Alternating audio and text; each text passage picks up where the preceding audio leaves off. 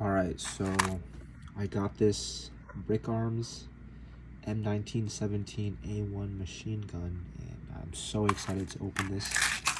Let's do it. So just like, let me get it out. Alright, there you go. Alright,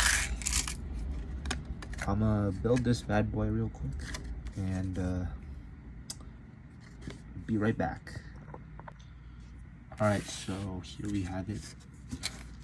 It's a pretty simple build. It looks pretty nice. Got a nice handle in the back, nice tripod, nice ammo, and yeah, hope y'all enjoyed this. See ya.